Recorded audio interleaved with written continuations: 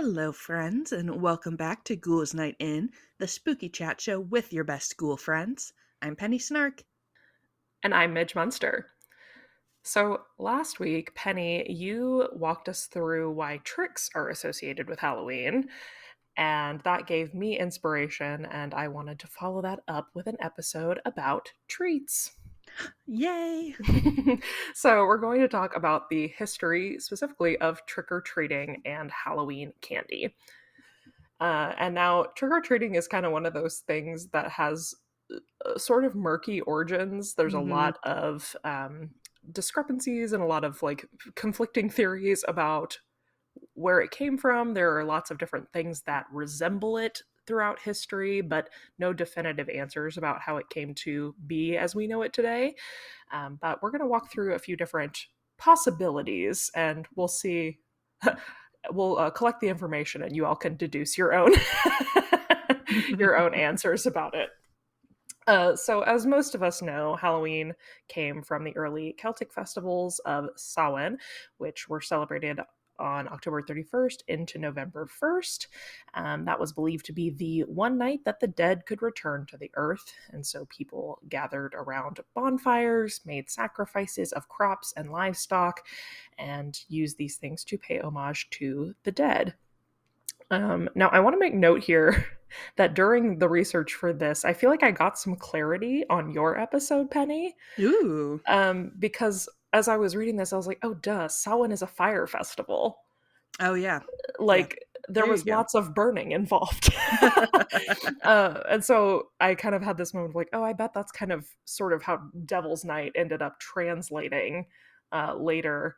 And then also it's like kind of funny because they're calling it Devil's Night and it's based in pagan stuff because of course they're doing that. But also it was not uncommon even in this time, which here we're looking at 2000 years ago, this is a long, long time ago. And even during this, it was not uncommon for people to play pranks. And then they would blame it on the fact that the spirits were wandering the earth. And they'd be like, ah, those rascally spirits did Those that darn to spirits. poor James's house. During some of these celebrations of Samhain, villagers would then disguise themselves in costumes made of animal skins to drive away rascally spirits and would put out banquet tables that were set out to appease any angry or unwelcome entities. This later evolved into people dressing up as ghosts, demons, and other spooky creatures and they would perform in exchange for food and drink. Sound familiar? Hey. So this custom was known as mumming, Mm-hmm. which dates back to the Middle Ages and is thought to be the precursor of trick-or-treating by a lot of people.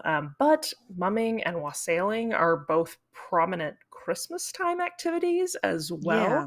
So we don't necessarily know that these were specifically tied to Samhain or Halloween.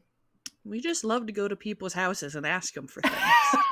Like I feel like that's just the that's answer. that's the answer. Well, but then we're going to put a different spin on it as Christianity takes over. Oh. So, What are the Christians thinking about this? well, let me tell you. So, in the ninth century, obviously, many pagan and Celtic traditions were then co opted by Christian counterparts to make them more palatable for Christian consumption. So, in 1000 AD, the church designated November 2nd as All Souls Day. I believe we've talked about that on the pod before, Mhm. for to be a time for honoring the dead. Now, celebrations in England resembled Samhain, but of course were very straight-laced and different. Yeah. They did still have bonfires and masquerades, but here's where I was like, yeah, that feels right.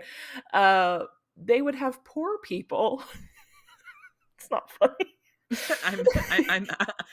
I'm frowning in consternation already. It's just so truly bizarre.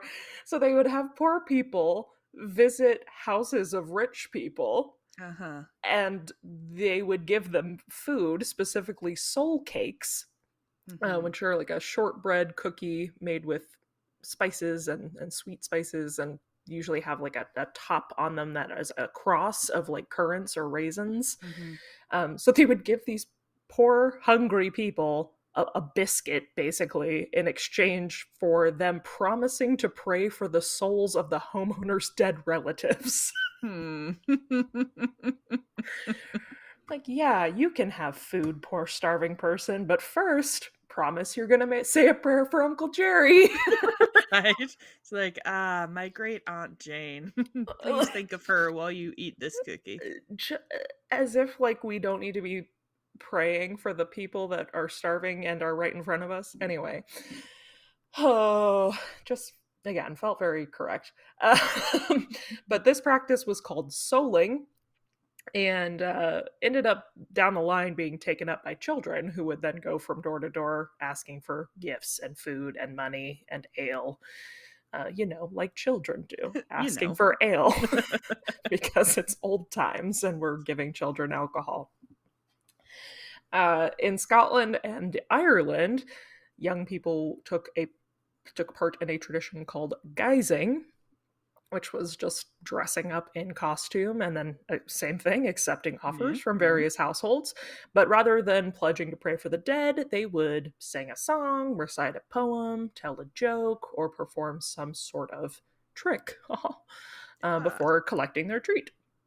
Which their treats typically consisted of fruits, nuts, coins, things like that. Some good loose nuts from strangers.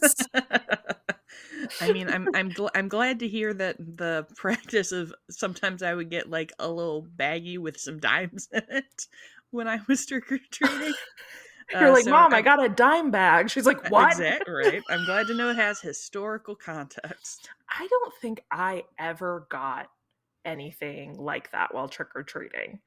I Oh, think, that was I was always super hyped about that. Like sometimes you would get like some pennies, but there would be like one house that had dimes and I was just like, I'm rich now. I'm a wealthy woman.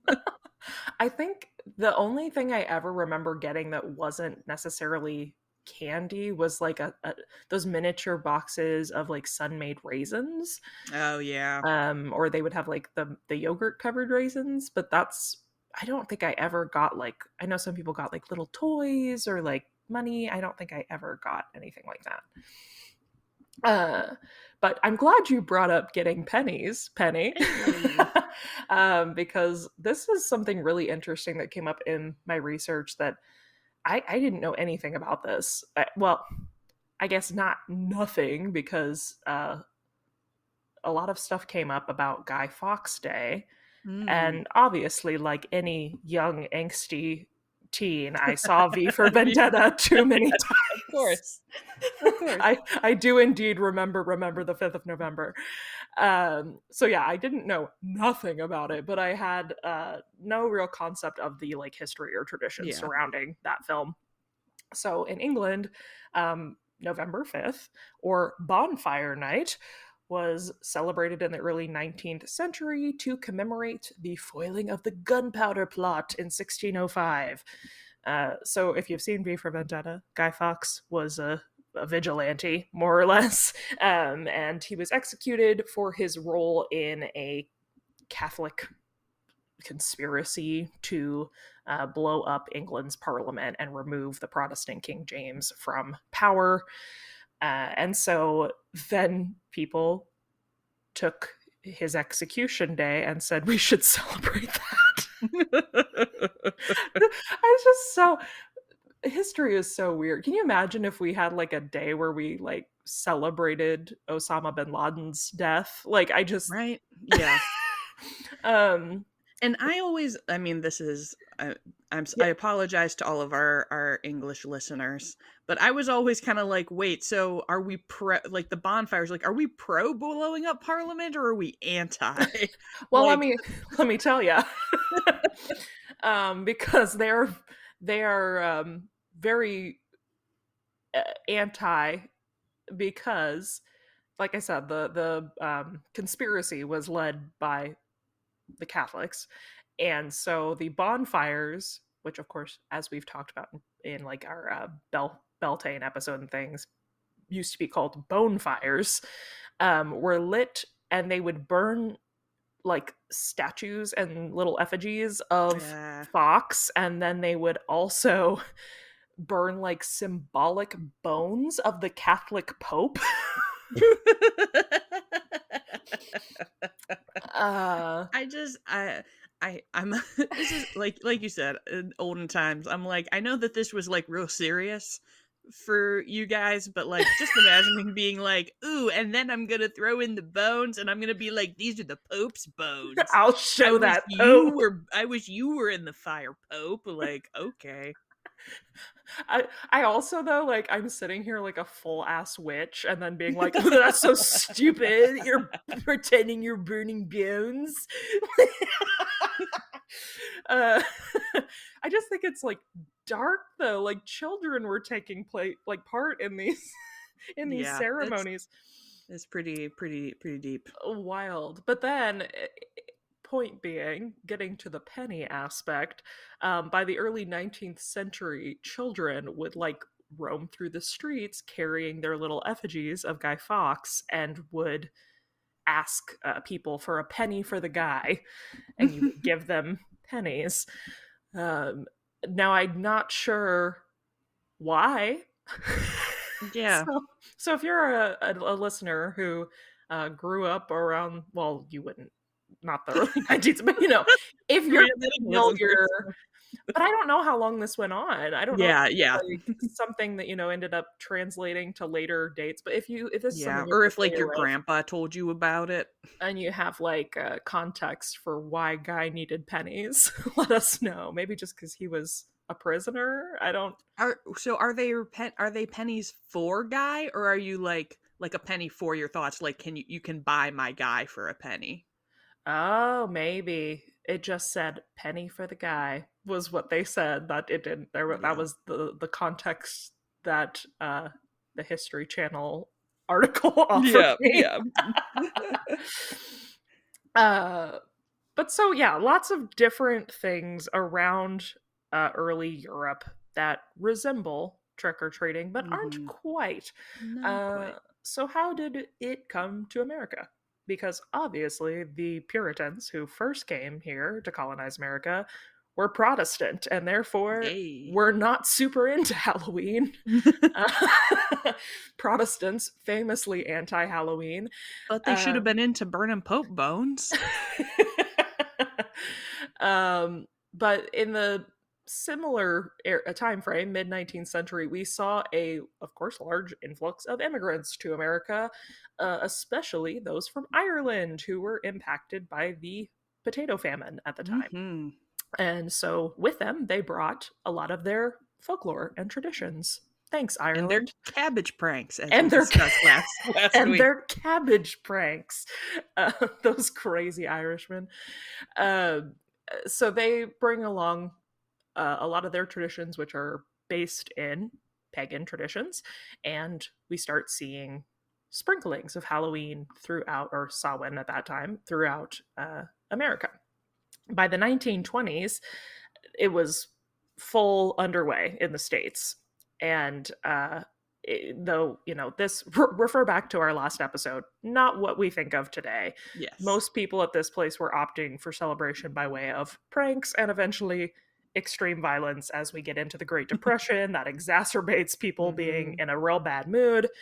Um, so it is kind of theorized. Again, there's no written documentation of this anywhere, but that as we go into the 1930s, trick or treating is adopted as a strategy to prevent children from doing crimes. Yes, we gotta find ways to make the youth stop vandalizing everything. And what a better way than to give them lots of sugar. So handing out treats starts gaining popularity until World War II.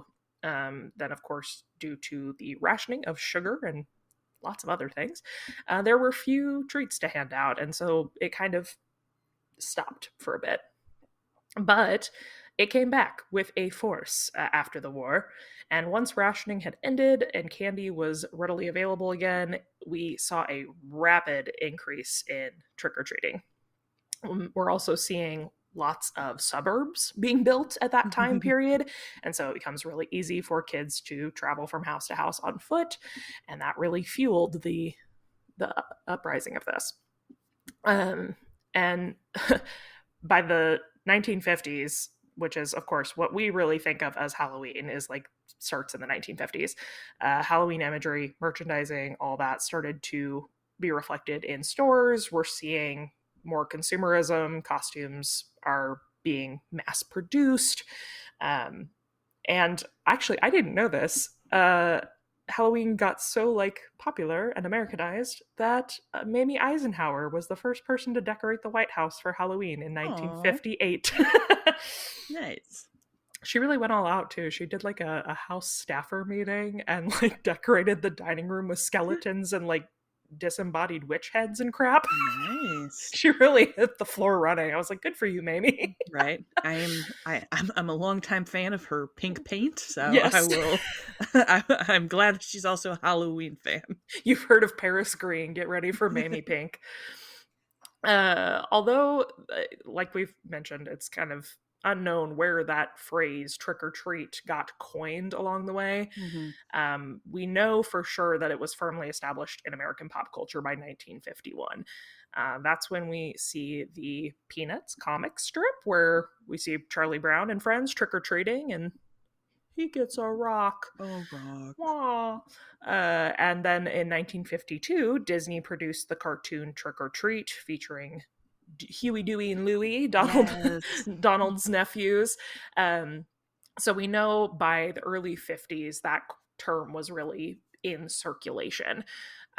There are mentions of it that are kind of used slightly different as early as 1927 in a lot of Canadian newspapers for some Ooh. reason. But early 50s is when we start seeing it really used as like Halloween jargon. Yeah. Then by the 1970s, wrapped candy becomes kind of the only acceptable thing to hand out to kids. Before that, as we've mentioned, we're handing out dime bags, well, bags full of dimes And loose and nuts. loose nuts and candy and all kinds, or cookies and treats and things. But a lot of parents in the 70s start fearing the idea that people are going to tamper with candy that is not store bought or sealed. Now, there are no recorded incidents of Mhm. children being poisoned by strangers on Halloween. But over the last, I mean, since the 70s, I heard that as a kid growing up, Oh, yeah. even, Yeah, for and I sure. think that is still a lot of people believe that could be a possibility. It's very exaggerated. But there are two Halloween poisoning cases that may have led to this belief.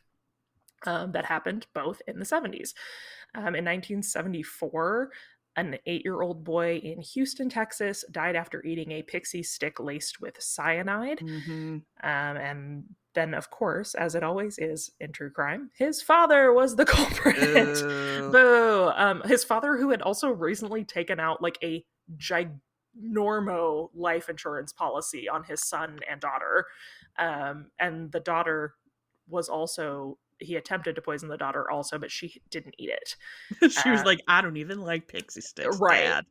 Dad. Joke's on you." Dad was later convicted of murder. Um, and also, not to make like it about something it's not, but also like Pixie Stick is a packaged candy, people. Right? Yeah, it's like, Like, what your concern remains. Someone could definitely yeah. tamper with something that's packaged. Right. And then in 1970, a 5-year-old boy in Detroit passed away after ingesting a large amount of heroin. And the drug was found sprinkled on his Halloween candy, but it was later discovered through the investigation that the family had put it there in order to throw off investigators because the boy had actually gotten into his uncle's heroin stash and Sad. mistakenly eaten it, and passed from an overdose.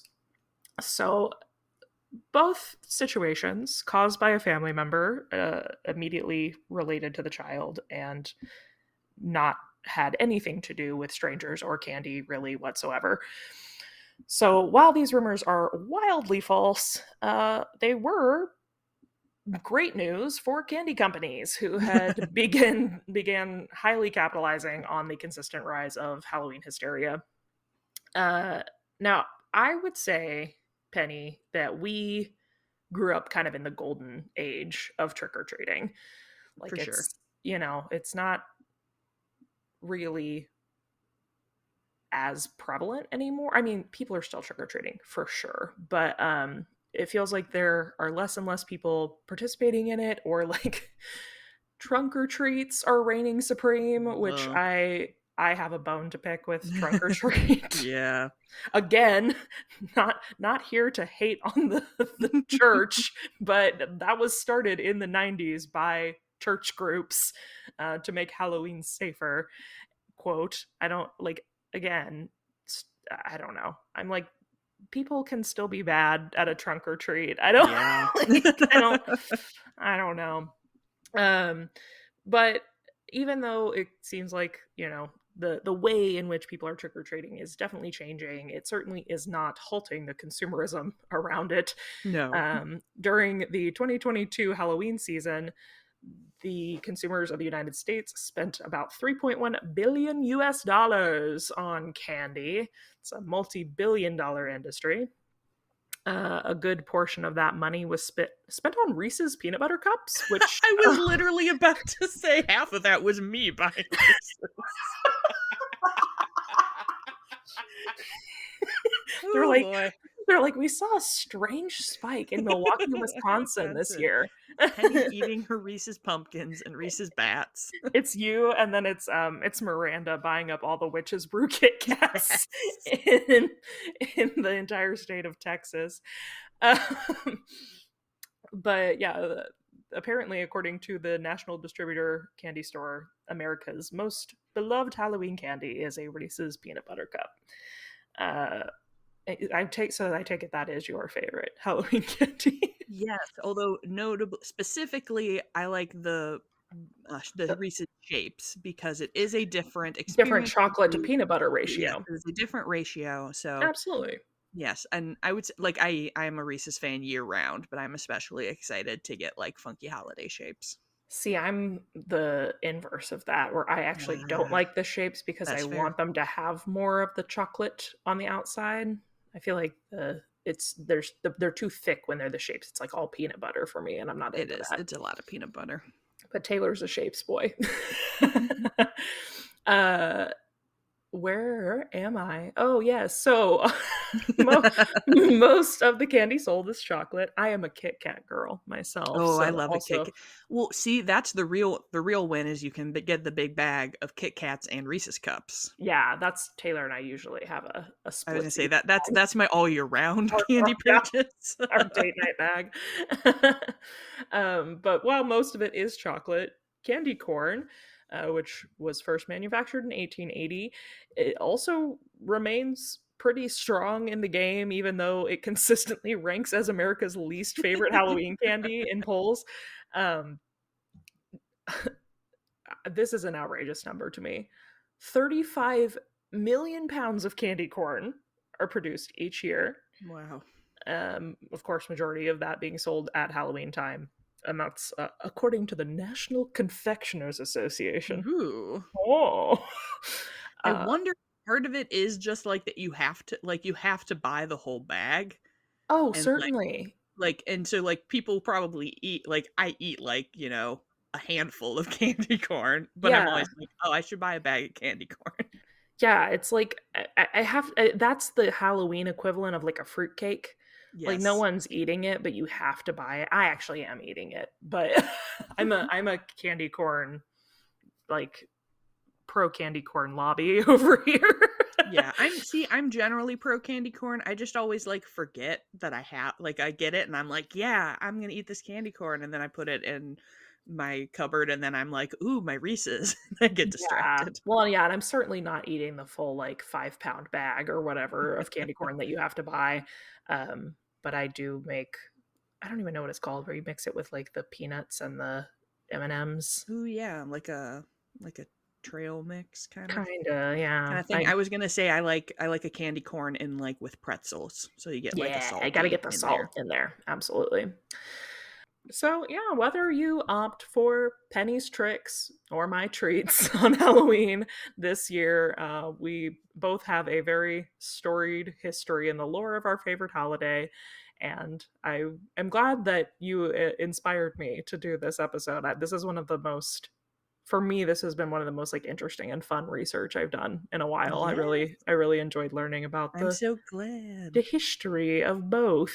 Yeah, when I was obviously researching for the trick episode, it talked about trick or treating a lot, and I was like, that's got to be its own thing. Like It's its that's it. whole, That's its whole own episode. yeah, a lot of I could tell that we had read a lot of the same articles because Yes. like I was reading through it and it'd be like cabbage night and I was like, "Oh, okay. Well, Mm. we're really, there might be some overlap here, but all in the spirit of learning." Yes. Well, thank you all so much for listening today. I do believe, if I'm not mistaken, that this, obviously we batch record these, but I believe this is our first October episode airing right now. Oh I yeah, I believe so. So if I'm correct, happy October. Happy October. uh, it is Halloween time, and I'm excited that we got to share some very Halloween specific history with you today to start spooky season out right. If you are enjoying the podcast and you would like to let us know about it, please feel free to leave us a rating or a review wherever you listen. If you cannot leave a review where you listen to us, you can always DM us on Instagram, leave a Spotify comment, or I mean, heck, send us an email if you really want to. Just let us know, and then we might read it right here on the pod. I believe Penny has one to share with us today. I do. This Instagram review comes from Kelsey, the K Shrub. Starts off with 5 emoji stars. It says, officially in mourning. I found this podcast a few months ago and have been binge devouring it, and I just finished the latest episode. So I'm officially caught up, and I'm already in my wardrobe picking out my mourning garb because I'm feeling like one of those crazy Victorians. Listening to Penny and Midge has been such a delight and comfort. They are so easy to listen to. I feel like I'm chatting with old ghoul friends. Your wonderful personalities blended with acute research makes each episode a concoction of spooky whimsy. I will continue to await the next episode while perched atop my widow's walk, my silken raven hair tangling in the wind. You both have my heart. I'm going to give that review 10 stars. Right? I was so delighted. Thank you so much, Kelsey. Also, that brought up an opportunity to chat about the fact that I want to thank you all, well, we both do, for all your purchases of our new Yes! merchandise, are those crazy Victorians shirts and sweatshirts and bags. Y'all have really shown up and been sending us beautiful, lovely photographs of you in the You new all look merch. so Y'all look cute. so cute. I'm so thrilled that you guys like it so much. We also love it. So I'm wearing it right now. So if you'd like to check that out, you can find that at midgemunster.com/shop. All of our merch is over there. And if you'd like to follow along with us, you can find us on Instagram at Ghouls Night in Pod. And if you're looking for me, you can find me at Midge Munster. And you can find me at Penny Snark. And until next time, Good